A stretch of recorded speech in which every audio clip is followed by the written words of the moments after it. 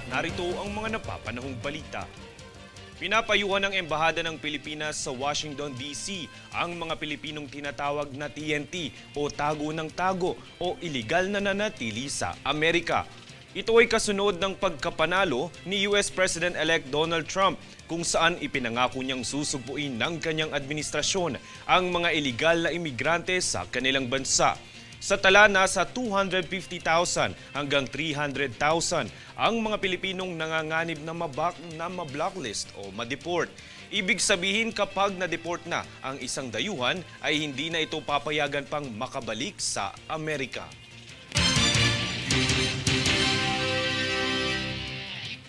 Samantala, pinaghahandaan na ng Philippine Ports Authority o PPA ang magiging hakbang nito para hindi mapinsala ng lubusan ang mga pantalan sa bagyong Ophel.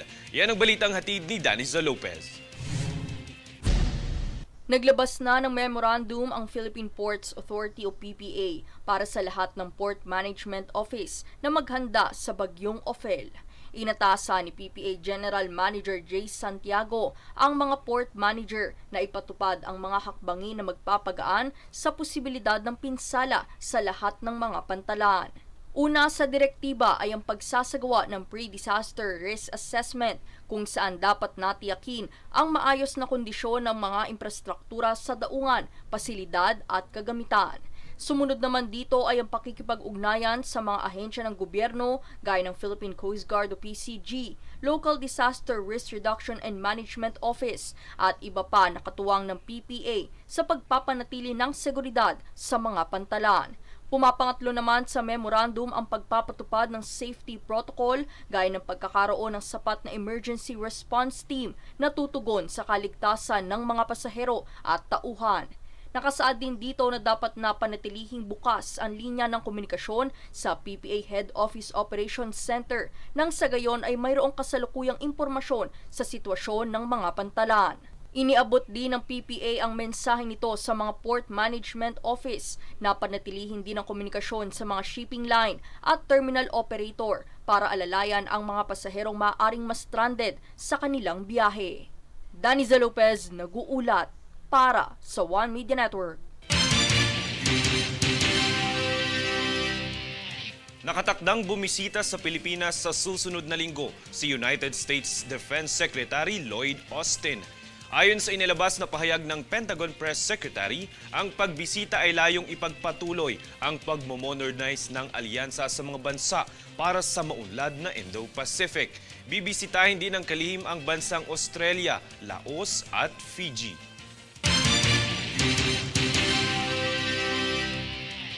Kami ang boses ng pagbabago. Ako si Francis Riudique at ito ang News Force.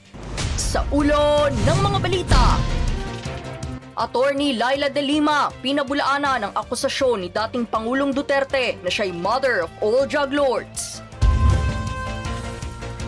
Malacanang, walang planong pigilan si Duterte kung isusuko ang jurisdiksyon sa ICC. Philippine Medical Association nanindigang vector control at bakuna ang sagot sa pagpuksa ng dengue. Tinatayang 200 katao, posibleng mawala ng trabaho bunsod ng tapyas sa budget ng OVP. Mga Pinoy na TNT sa US, hinihimok na kusang loob ng umalis bago pa man ma-deport. NPC, sinisiyasat ang insidente ng mga hindi otorisadong transaksyon sa kilalang e-wallet app.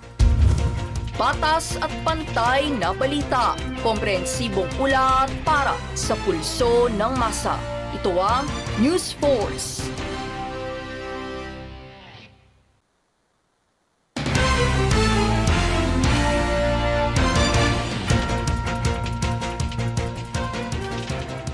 Ako si Francis Riudique at narito ang mga napapanahong balita. Pinalakas ng Bureau of Corrections ang kanilang seguridad sa pamamagitan ng makabagong Soter RS Human Body Scanners na kayang magtuklas ng mga kontrabando nang hindi kailangang malabag ang privacy ng mga bisita ng mga PDL. Ang pag-install ng mga bagong body scanners na ito ay bahagi ng advokasya ng Bucor at ni Pangulong Ferdinand Marcos Jr. sa mas pinaigting na laban kontra illegal na droga. May plano naman ng Bucor na maglagay pa ng dagdag na 10 scanners sa ibang kulungan bilang bahagi ng kanilang patuloy na pagpuksa sa pagpasok ng mga ipinagbabawal na gamit sa loob ng mga pasilidad.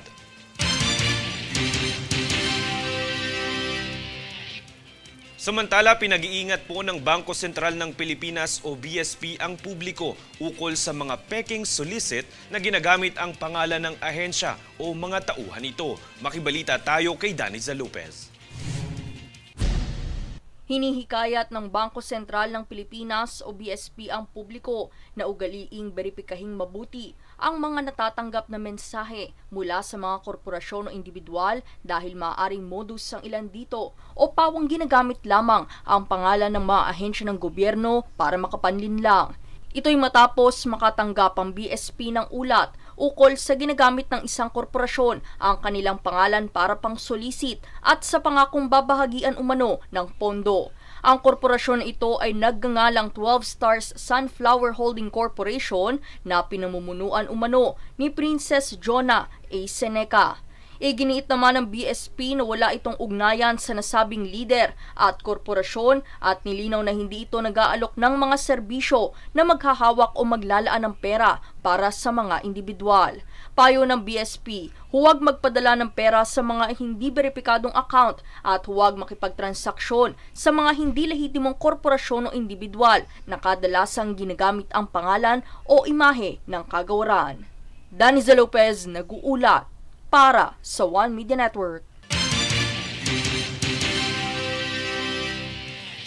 Nakikipag-ugnayan na ang Department of Energy o DOE sa Maharlika Investment Corporation upang pag-aralan ang financing schemes sa posibleng nuclear power sa bansa. Ayon sa kalihim ng DOE na si Rafael Lotilla, layo ng gobyerno na makapagtalaga ng nuclear technologies sa energy mix ng bansa na magsisimula sa energy capacity na 1,200 megawatts sa taong 2032 at palalawakin ng 2,400 megawatts sa 2035 hanggang sa ito'y umabot ng 4,800 megawatts sa taong 2050. Dagdag ni Lotilla, sinisiyasat pa nila ang kabuuang salapi upang mapahintulutan na ang pamamahala ng magagastos para sa nuclear energy projects. Kami ang boses ng pagbabago. Ako si Francis Riudique at ito ang News Force. Sa ulo ng mga balita, Attorney Laila De Lima, pinabulaanan ng akusasyon ni dating Pangulong Duterte na siya'y mother of all drug lords.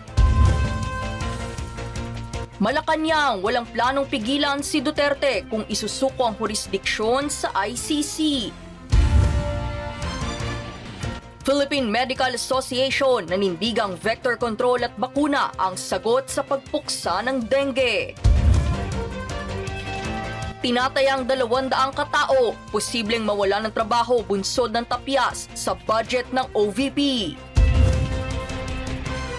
Mga Pinoy na TNT sa US, hinihimok na kusang loob ng umalis bago pa man ma-deport. NPC, sinisiyasat ang insidente ng mga hindi otorisadong transaksyon sa kilalang e-wallet app.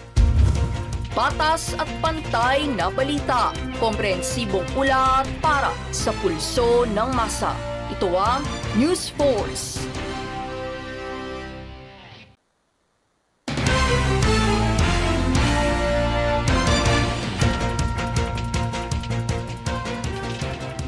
Ako si Francis Riudique at narito ang mga napapanahong balita. Matagumpay na naihatid ng Department of Social Welfare and Development o DSWD ang mga Family Food Packs o FFPs sa lugar ng Apari at Cagayan para sa mga nasalanta ng Bagyong Marce at Bagyong Nika. Sa tulong ng Philippine Air Force ay naikarga ang mga relief sa Black Hawk helicopter nito kung saan katuwang din ng DSWD ang mga kawani ng Philippine National Police o PNP, Philippine Coast Guard o PCG at Philippine Marine Corps o PMC. Patuloy naman hanggang ngayon ang operasyon ng DSWD sa pamamahagi ng FFPs at non-food items sa iba pang lugar na apektado ng mga bagyo.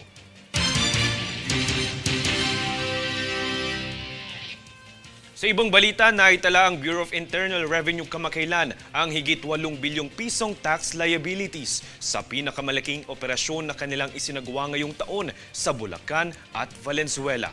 Tunghayan ang ulat ni Princess Castro. Umabot sa higit na 8 bilyon at 500 milyong piso ang kabuuang tax liabilities ng 4 na establishmentong sabay-sabay na sinalakay ng Bureau of Internal Revenue o BIR mula sa Valenzuela at Bulacan. Sa operasyon na sa higit 11 milyong pakete ng ipinagbabawal na sigarilyo ang nasamsam ng ahensya kabilang ang raw materials, cigarette making machines at cigarette packing machines. Kasabay nito ay nahuli rin ng BIR ang 6 na Chinese national na lumabag sa ilang mga probisyon ng National Internal Revenue Code. Kabilang dito ang Section 236 at Section 258 o ang Unlawful Proceeding of Business, Section 263 o Unlawful Possession or Removing of Articles Subject to Excise Tax Without Payment of Tax. Nilabag din ang mga salarin ng Section 265B o ang Unlawful Possession of any apparatus or mechanical contrivance for the manufacture of cigarettes at Section 260 o Unlawful Possession of cigarette paper in bobbins or rolls, tipping paper or cigarette filters.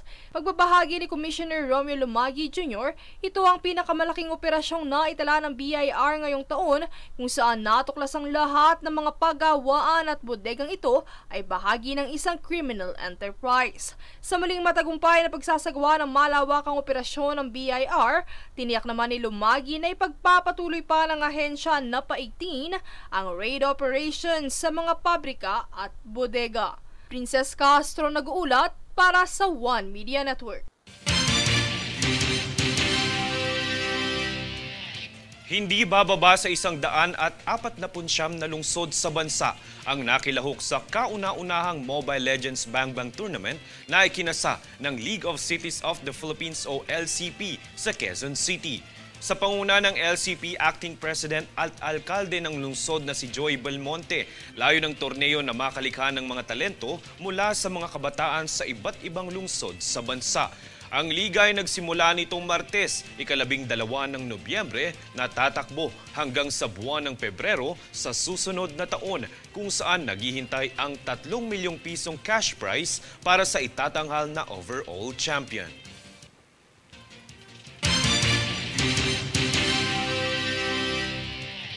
Kami ang boses ng pagbabago. Ako si Francis Riudique at ito ang News Force.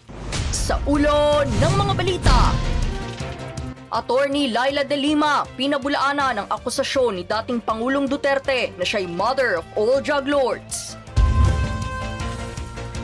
Malacanang walang planong pigilan si Duterte kung isusuko ang jurisdiksyon sa ICC. Philippine Medical Association nanindigang vector control at bakuna ang sagot sa pagpuksa ng dengue. Tinatayang 200 katao posibleng mawala ng trabaho bunsod ng tapyas sa budget ng OVP.